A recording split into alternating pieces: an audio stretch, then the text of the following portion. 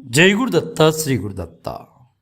ఆధునిక కాలంలో మంత్రాలను ఎవరికి వారే పుస్తకాల నుంచి, అర్హత లేని వ్యక్తుల నుంచి ఎలాగలోగా సంగ్రహించుకుని జనబాహుల్యంలోనికి తీసుకురావటం పరిపాటి అయిపోయిందండి.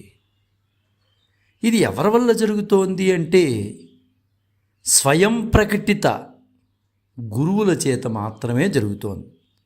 అంటే తనకు తానుగా నేనే గురువు అని చెప్పుకునేటటువంటి కొంతమంది మహానుభావులు ఉన్నారు చూసారా, వారి వల్ల మాత్రమే ఇది జరుగుతోంది అని మాత్రం స్పష్టంగా అయితే మాత్రం చెప్పగలం.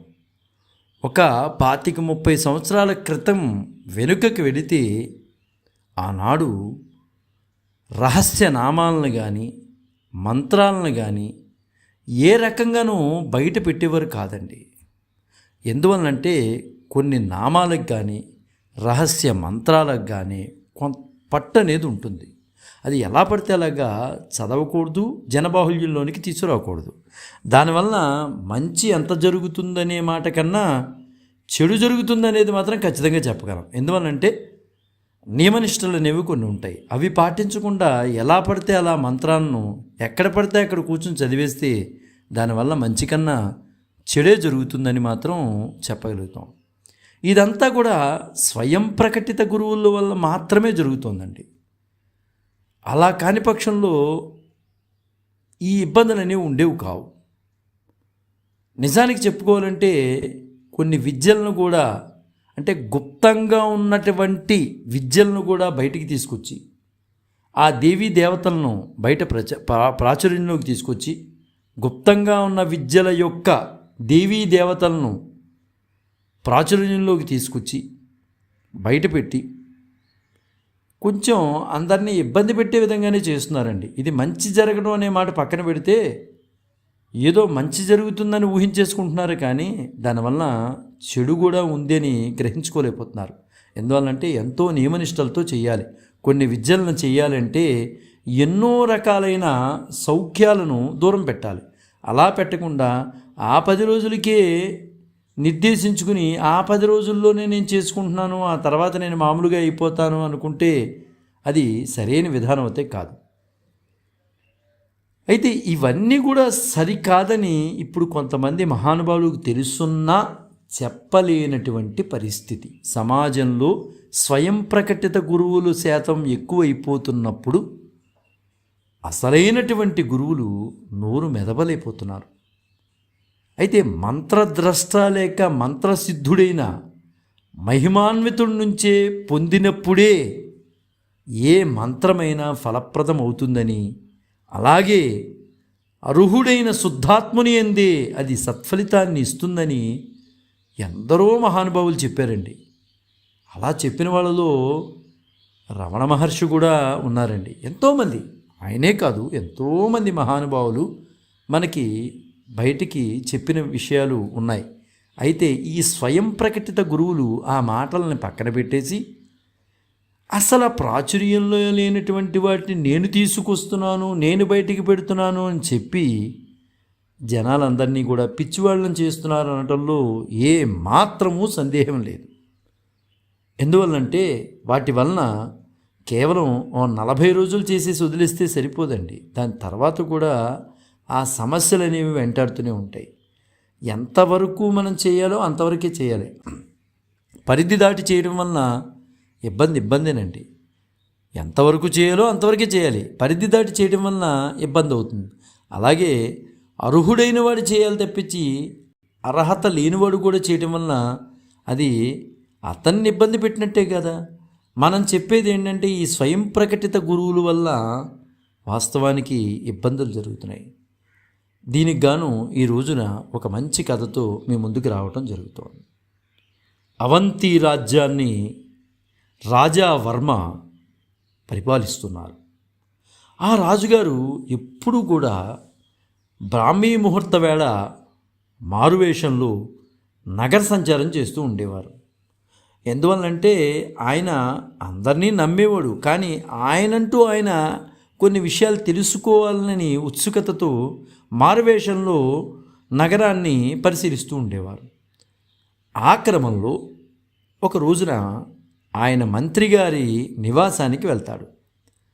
ఎప్పుడైతే మారువేషంలో వెళ్ళారో మంత్రి గారి నివాసం ముందు ద్వారపాలకులు రాజుగారిని గుర్తించలేక లోపలికి రావడానికి అర్హత లేదని చెప్పేసి ఆపేస్తారు ఆ ద్వారపాలకులు.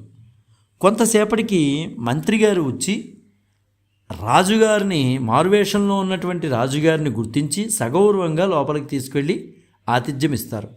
అక్కడ ఉన్నటువంటి భటులు కూడా చూసి ఆశ్చర్యపోయి రాజుగారికి నమస్కారాలు తెలియజేస్తారు. అయ్యా క్షమించండి, మేము తప్పు చేసామంటే అప్పుడు రాజుగారు అంటారు, మీ బాధ్యత మీరు నిర్వర్తించారు, మీ బాధ్యతలో దోషం ఏమీ లేదు, నా పరిశీలనలో కూడా దోషం ఏం లేదు. ఎందువల్లంటే నేను పరిశీలించాల్సిన బాధ్యత నా మీద ఉంది కాబట్టి నేను వచ్చాను. బాధ్యతలు మీరు ఎంతవరకు నిర్వర్తిస్తున్నారో నేను చూద్దామని వచ్చానని చెప్పి రాజుగారు చెప్తారు.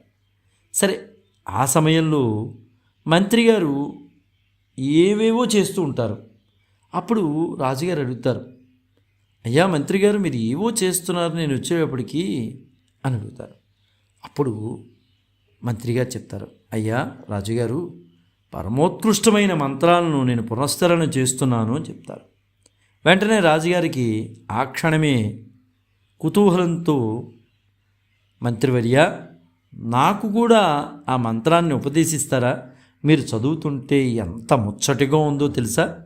ఆ మంత్రం నాకు నేర్చుకోవాలని ఉంది, మీరు ఆ మంత్రాన్ని నాకు ఉపదేశించండి మంత్రివర్య అంటారు రాజుగారు.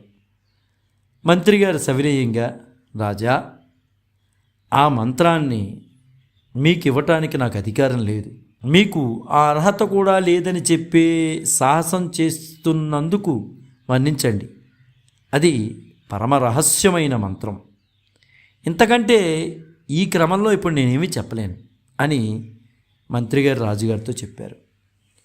రాజుగారు మారు మాట్లాడక స్వస్థానానికి వెళ్ళిపోయాడు. కొంతకాలం పోయిన తర్వాత రాజు మంత్రితో, అమాత్య ఎవరో ఆ రోజున మిమ్మల్ని మంత్రోపదేశం చేయమంటే మీరు ఒక మాట అన్నారు, నన్నేమీ అడగద్దు, ఇప్పుడు నేను చెప్పేటటువంటి పరిస్థితిలో లేను అని, నాకు అధికారం లేదని కూడా చెప్పారు. సరే, దాంతో నేను ఎవరినో అడిగితే వారు నాకు ఒక మంత్రం ఉపదేశించారు, అమాత్య ఫలానా వారి వద్ద నేను ఆ మంత్రాన్ని సంపాదించాను. సరే, సరిగా ఉన్నదో లేదో ఒకసారి మీరే సెలవివ్వండి అంటూ ఆ మంత్రాన్ని పైకి ఉచ్చరించారు రాజుగారు. మంత్రిగారు మౌనంగా ఉండిపోయారు. రాజుగారు రెట్టించడిగినా మంత్రిగారు సమాధానం ఇవ్వట్ల. చివరికి రాజుగారు అంటారు, సంశయించకండి అమాత్య శేఖర, మీరు నేను చదివేటటువంటి మంత్రాన్ని విన్నారు, మీ సమాధానం ఎటువంటిదైనా సరే నేను సహిస్తాను, మీ విజ్ఞతపై నా విశ్వాసం సంపూర్ణంగా ఉంది సుమా అన్నారు. అప్పుడు మంత్రివర్యులు ఒక మాట అంటారు, రాజా మంత్రంలో ఎటువంటి దోషము లేదు, మరి మీ ఉచ్చారణలో కూడా చాలా బాగుంది, మీ ఉచ్చారణ కూడా సరి అయింది అని చెప్పుకోవచ్చు, అయితే అది ఫలప్రదం కాదని మాత్రం చెప్పగలను అన్నారు. వెంటనే రాజుగారు, అదేమిటి అమాత్య, మంత్రము బాగుందన్నారు, నా ఉచ్చారణ బాగుందన్నారు, కానీ ఫలప్రదం కాదంటున్నారేంటి?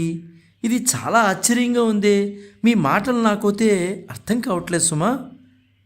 మంత్రంలో దోషం లేదంటున్నారు, నా ఉచ్చారణలో దోషం లేదంటున్నారు, కానీ నాకు ఫలప్రదం కాదంటున్నారు, ఏమిటో నాకు అర్థం కావట్లేదు అమాత్య. అప్పుడు చెప్తారు మంత్రి, తమరు దాన్ని పొందిన విధమే సరియైంది కాదు రాజా, ఉపదేశం ఇచ్చుటకు పొందుటకు కూడా తగిన అర్హత అధికారాలు ఉంటాయి అన్నప్పుడు రాజుగారు, ఎలాగో కొంచెం మీరే వివరించండి అమాత్య, ఈ విషయం నాకైతే అర్థం కావట్లేదు. వెంటనే సమయస్ఫూర్తి కలిగినటువంటి మంత్రిగారు ఆ సమయంలో ఉన్న భటులను పిలిచి, ఈ రాజును బంధించండి అని ఆజ్ఞాపించాడు. అక్కడ ఉన్నటువంటి ఆ భటులు ఎవరూ కూడా కదలలేదు. వారు కూడా ఆశ్చర్యంతో చూస్తున్నారు మంత్రిగారు ఆ మాట అనగానే. మళ్ళీ ఈసారి కంఠధ్వనిని తీవ్రతరం చేసి, ఈ రాజును బంధించండి అని ఆదేశాన్ని ఇచ్చాడు మంత్రి. వెంటనే రాజుగారికి ఎంతో కోపం వచ్చేసింది. భటులతో ఆయన అంటారు, భటులారా, ముందుగా ఈ విశ్వాసఘాతకుడిని బంధించండి అని ఆజ్ఞిస్తారు. ఆజ్ఞ ఇవ్వంగానే భటులందరూ వచ్చి మంత్రి గారి చేతులను కట్టేస్తారు, బంధించేస్తారు. బంధితుడైన మంత్రి చిరునవ్వు నవ్వుతూ ఉంటాడు. రాజుగారు అంటారు, ఏంటి మంత్రివర్య, నేను సమాధానం చెప్పమంటే మీరు నవ్వుతున్నారు, పైగా నన్ను బంధించమని మీరు భటులకి చెప్పారు, ఇప్పుడు మిమ్మల్ని బంధిస్తే మీరు నవ్వుతున్నారు, ఏమిటో నాకు ఏమీ అర్థం కావట్లేదు. రాజా, మీకు నేను ఇదే సోదాహరణంగా వివరణ ఇస్తున్నాను. అప్పటికి కూడా రాజుగారికి ఏమిటో మంత్రివర్య, మీ భాషలు నాకైతే అర్థం కావట్లేదు. చూశారా రాజా, ఆజ్ఞ ఒకటే, కానీ ఆదేశించింది మాత్రం వేరు వ్యక్తులు కావడం చేత దాని అమల్లోని ఈ వ్యత్యాసం మీరు గమనించారా? సాధారణ విషయాల్లోనే అర్హత, అధికారం ఎంత స్పష్టంగా పనిచేస్తుంటే, ఇక పవిత్రములు, గంభీరములు, శక్తివంతములైన మంత్రముల విషయంలో అర్హతను గూర్చి సంశయమేలా?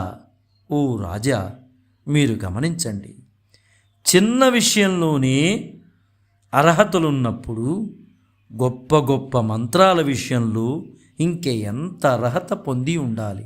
మీరు ఉచ్చారణ కానీ, అదేవిధంగా మంత్రము కూడా తప్పులేదు, కానీ మీకు మంత్రమిచ్చినటువంటి వ్యక్తి సాధారణమైన వ్యక్తి, అందువలనే ఆ మంత్రము మీకు ఫలించుటలేదు. మీరు 1000 సార్లు కాదు, 1,00,000 సార్లు చదివినా, 1,00,00,000 సార్లు చదివినా ఆ మంత్రం మీకు సిద్ధించదు. ఎందువల్లంటే మంత్రము మీకు ఇచ్చినటువంటి వ్యక్తికి కూడా నియమబద్ధమైన అర్హతలు ఉండాలి. ఆ అర్హతలు లేనప్పుడు అతను స్వయం ప్రకటిత గురువుగా అతను ఉన్నాడు కాబట్టి ఆ మంత్రాలు మీకు ఏ రకంగానూ కూడా ఉపయోగం లేదు రాజా అని మంత్రివర్యులు అంటారు. వెంటనే రాజుగారు అంటారు, ఈ మంత్రిగారిని విడిచిపెట్టండి అని వెంటనే మంత్రిగారిని రాజుగారు కౌగులించుకుంటారు. ఎందువలంటే మంత్రిగారికి కూడా ఆ జ్ఞానం ఉన్నది అని ఆయన గమనించుకోగలిగారు. ఆయన దగ్గర మంత్రిగా పనిచేస్తున్నారంటే ఆయనకి ఎంతో జ్ఞానం ఉంటే కానీ రాజుగారు ఉంచుకోరు. వెంటనే రాజుగారు నాకు ఎంత చక్కగా ఉదాహరణపూర్వకంగా చెప్పారు మంత్రివర్య, మీలాంటి వ్యక్తుల్ని నేను దూరం చేసుకుంటే నాదే తప్పిదమవుతుంది మంత్రివర్య. మీలాంటి వారు రాజ్యానికి అవసరం, మీలాంటి మంత్రద్రష్టులు మాకు అవసరం. మీ మంత్రాలని ఈ రాజ్యానికి ఉపయోగిద్దాం. నాకు వ్యక్తిగతం కోసం నాకు అవసరం లేదు మంత్రివర్య.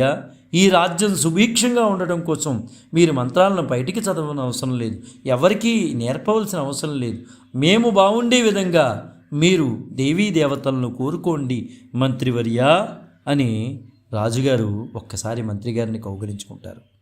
చూసారా నా భగవద్బంధువులారా, మంత్రము తీసుకునేటప్పుడు ఎవరి దగ్గర నుంచో మంత్రం తీసుకుని 1000 సార్లు 1,00,000 సార్లు చేసుకుంటూ ఉంటారు, కానీ ఫలితం రాలేదని బాధపడుతూ ఉంటారు.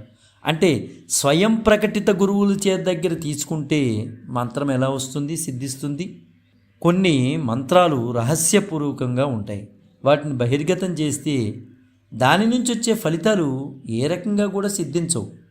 కాబట్టి దయచేసి మనమందరం కూడా గమనించవలసిన విషయం ఏంటంటే, స్వయం ప్రకటిత గురువుల మాటలను పట్టుకుని అనవసరమైన వాటిని జనబాహుళ్యంలోనికి తీసుకొచ్చినట్లయితే, వాట్సాప్ల ద్వారా, ఫేస్బుక్ల ద్వారా, యూట్యూబుల ద్వారా తీసుకొస్తే దాని నుంచి వచ్చేటటువంటి ఇబ్బందులు మనం కూడా పడవలసి వస్తుంది. కాబట్టి మనం దయచేసి గమనించవలసిన విషయం ఏంటంటే, ఎటువంటి పరిస్థితుల్లోనూ రహస్యపూరితమైన మంత్రాలను రహస్యంగానే ఉంచుదాం. మంత్రదృష్టులైన వారు మాత్రమే దానికి అర్హులుగా గుర్తిద్దాం. వారి వల్ల మనం అందరం సుభిక్షంగా ఉంటే చాలు తప్ప మనం కూడా ఏదో నేర్చుకోవాలని చెప్పి మనం ఇబ్బంది పడకూడదు. మనం నేర్చుకోవాలని కుతూహలం ఉంటే నేర్చుకోవచ్చు, దానికి తగ్గ సమయము అంతా ఉండాలి. కొన్ని త్యాగాలు చేయాలి, కొన్ని త్యాగాలు చేసినప్పుడు మాత్రమే మనం వాటిని నేర్చుకోగలుగుతాం తప్ప ఏవో ఉదయం 8 గంటలకు లేచి మళ్ళీ ఒక రోజు 4 గంటలు లేచి ఒక రోజు 2 గంటలకు లేస్తే అది సరైన విధానం కాదు. మంత్రదృష్టులైన వారు నియమబద్ధంగా ఎంతో త్యాగాలు చేస్తే కానీ వారు ఆ స్థానంలో ఉండలేరు. వాళ్ళని చూసి మనం కూడా నా మంత్రాలను పట్టుకుని బయటికి తీసుకొచ్చి వెల్లడి చేస్తే ఆ మంత్రానికి విలువ ఉంటుంది, కానీ నువ్వు చేసేదానికి విలువ ఉండదు. తద్వారా నువ్వు ఇబ్బంది పడతావు, ఆ మంత్రాన్ని విన్నవారు కూడా ఇబ్బంది పడతారు. దయచేసి మామూలు మంత్రాలు చదువుకుందాం.